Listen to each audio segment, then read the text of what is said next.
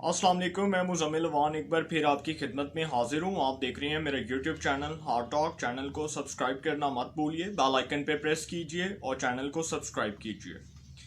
वफाकी वज़रा ने election commission के जितने भी मेंबरान हैं और चीफ इलेक्शन कमीशन से इस्तीफ़े का मुतालबा कर दिया।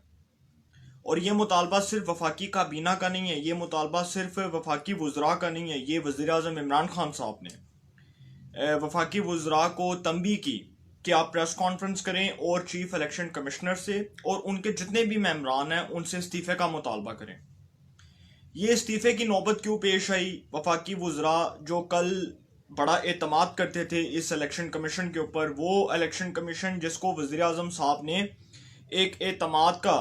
जो है वो एक इदारा करार दिया, और वज़ीर आज़म साहब ने खुद जो है ये जो चीफ इलेक्शन कमिश्नर है सिकंदर सुल्तान राजा साहब, इनको अपॉइंट किया। और उसके बाद वज़ीर आज़म साहब ने बरमला इस बात का इजहार किया कि मुझे ये जो चीफ इलेक्शन कमिश्नर है इनके ऊपर एतमाद है और ये बहुत जो है वो कॉम्पिटेंट आदमी है। यकदम जो है वो वज़ीर आज़म इमरान खान साहब ने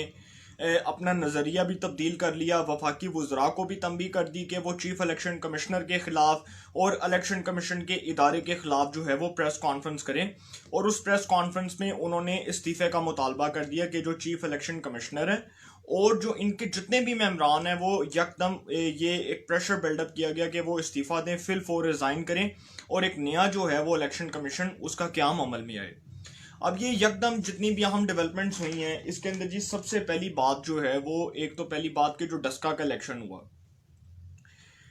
जो बहुत मशहूर हो गया ट्विटर के ऊपर, इसके हवाले से बहुत ज़्यादा ट्वीट्स भी आई कि डस्का के अंदर जो धुंध पड़ी और उसके बाद जो पूरा अमला था जैसे वो गायब हुआ, रिटर्निंग ऑफिसर से लेके चीफ सेक्रेटरी तक, उसके बाद आईजी पंजाब, ये जो पूरा अमला था, इस लिहाज से मैं समझता हूँ कि जो इलेक्शन कमीशन ऑफ पाकिस्तान ने डस्का के इलेक्शन के हवाले से जो अपने तहफ़्फ़ुज़ात का इज़हार किया, जिसकी अब समात भी हो रही है सुप्रीम कोर्ट ऑफ पाकिस्तान में। हमारे जो ऑनरेबल जज हैं जस्टिस उमर अता बंदियाल साहब, वो इस केस की समात भी कर रहे हैं। जो petition election commission of Pakistan के ख़िलाफ़ सुप्रीम कोर्ट ऑफ पाकिस्तान में हुक्मरान जमात की जानिब से दायर की गई है कि जी ये पूरा इलेक्शन दोबारा करवाया जा रहा है, जबकि जो 20 पोलिंग स्टेशन हैं उसका इलेक्शन करवाया जाए। इस हवाले से जो हमारे ऑनरेबल जज हैं जस्टिस उमर अता बंदियाल साहब, वो इसके ऊपर समात भी कर रहे हैं। उनकी सरबराही में सुप्रीम कोर्ट ऑफ पाकिस्तान का जो 2 रुकनी बेंच है वो इसकी समात कर रहा है। मगर अब ये यकदम इलेक्शन कमीशन ऑफ पाकिस्तान के इदारे के ऊपर अदम एतमाद, और उसके बाद जो अब इलेक्शन कमीशन ऑफ पाकिस्तान का इदारा है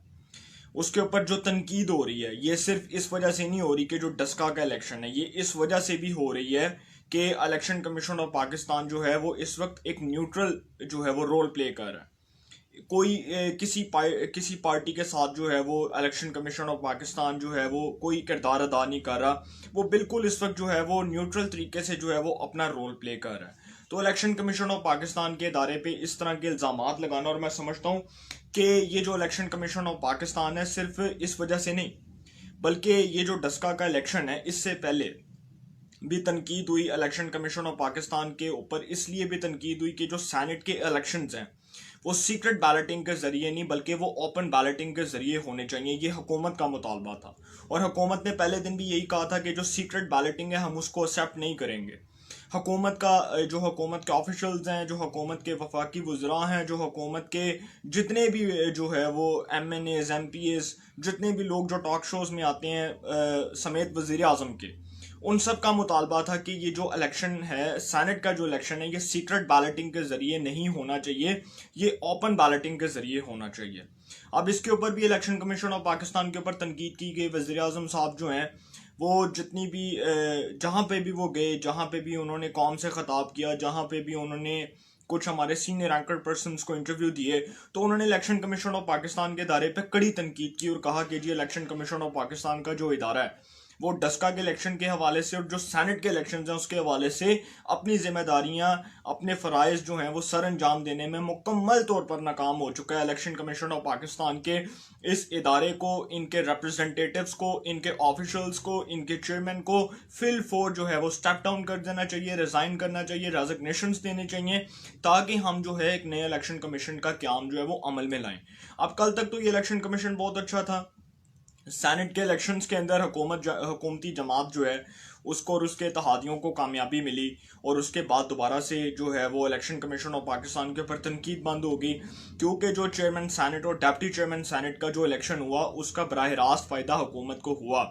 जिस तरह अपोजिशन के कुछ लोगों ने हुकूमत के लोगों को वोट दिया, हुकूमत के चेयरमैन को, डिप्टी चेयरमैन सेनेट के उम्मीदवार को वोट दिया, तो तब हुकूमत ने तनकीद नहीं की, तब हुकूमत को ये बातें बुरी नहीं लगी। और हाँ, एक और बड़ी जो इंटरेस्टिंग बात है वो ये है कि सिर्फ ये दो पॉइंट्स जो मैंने आपसे डिस्कस किए हैं, NA-75 और जो सेनेट के इलेक्शन हैं, इस हवाले से तनकीद नहीं हो रही। तनकीद इस हवाले से भी हो रही है इलेक्शन कमीशन ऑफ पाकिस्तान के ऊपर कि ये जो फैसल वाडा साहब हैं, आजकल इनकी माशाल्लाह से समात हो रही है इलेक्शन कमीशन ऑफ पाकिस्तान में, और उसके बाद जो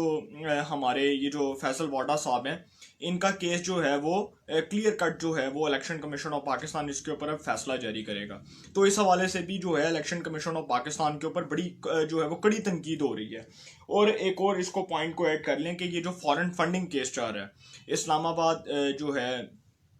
इस्लामाबाद के अंदर ये भी खबरें गर्दिश कर रही थी वफाकी दारुल हुकूमत के अंदर कि जो फॉरेन फंडिंग केस है वो एक बड़ा जो है ना वो अहमियत का हामिल है। तो इस हवाले से इलेक्शन कमीशन ऑफ पाकिस्तान अब क्या फ़ैसला करती है, फॉरेन फंडिंग केस और ये जो है ये फैसल वाडा साहब का केस, ये दोनों केसेस जो हैं ये बराह रास्त इलेक्शन कमीशन ऑफ पाकिस्तान को इसके ऊपर भी अटैक किया गया, इसके ऊपर भी इलेक्शन कमीशन ऑफ पाकिस्तान के ऊपर क्रिटिसाइज़ किया गया कि इलेक्शन कमीशन ऑफ पाकिस्तान जो है वो अपने कंडक्ट के मुताबिक इन केसेस को नहीं सुन सकती। जबकि इस्लामाबाद हाई कोर्ट जो फैसल वाडा साहब का केस जो है उसके ऊपर अपना एक फैसला जारी कर चुकी है। ऑनरेबल जज जो है इस्लामाबाद हाई कोर्ट के जस्टिस आमिर फारूक साहब, वो खुद कह चुके हैं कि फैसल वाडा साहब जो हैं वो बददियानत हैं, झूठे हैं, और उनका केस जो है वो इलेक्शन कमीशन ऑफ पाकिस्तान को रेफर कर दिया गया। तो फिर इलेक्शन कमीशन ऑफ पाकिस्तान के ऊपर तनकीद करना कि जी वो केस नहीं सुन सकती, ये बेतुकी बातें, ये जो है वो कॉन्टेक्स्ट से हट के जो है ये बातें की जा रही हैं।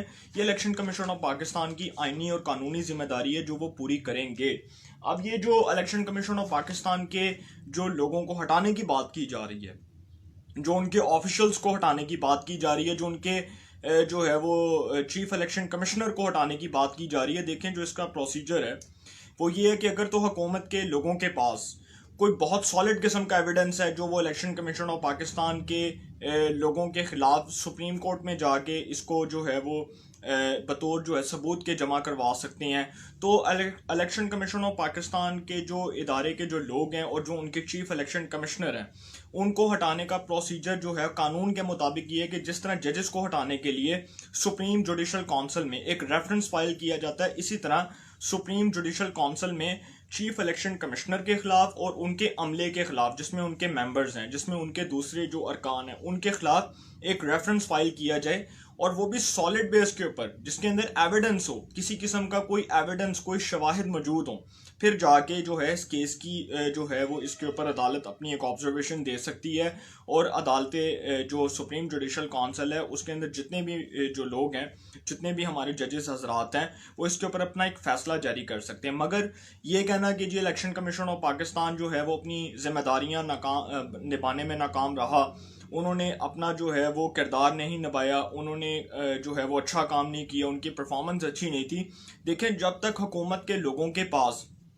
कोई सॉलिड एविडेंस नहीं होगा तब तक इलेक्शन कमीशन के अमले के ऊपर तनकीद करना और चीफ इलेक्शन कमिश्नर को क्रिटिसाइज करना, ये मैं समझता हूँ कि ये बिल्कुल बेतुका होगा। इसका कोई बराह रास्त फ़ायदा नहीं होगा, ना सियासी लिहाज से होगा, ना ही किसी कानूनी लिहाज से होगा। तो हुकूमत को चाहिए कि अगर वो चीफ इलेक्शन कमिश्नर के ऊपर अदम एतमाद करती है तो फिर वो जो सॉलिड एविडेंस है वो सुप्रीम जुडिशल काउंसिल में पेश किया जाए, और उसके बाद जो है फिर इस नतीजे पे पहुंचेगी सुप्रीम जुडिशल काउंसिल के आगे क्या प्रोसीडिंग्स होंगी, आगे क्या कार्रवाई होगी। फिल वक्त इजाज़त दीजिए, इंशाल्लाह फिर मुलाकात होगी। अल्लाह ताला आप सबको खुश रखे, मुल्क पाकिस्तान पे अपना खास करम फरमाए।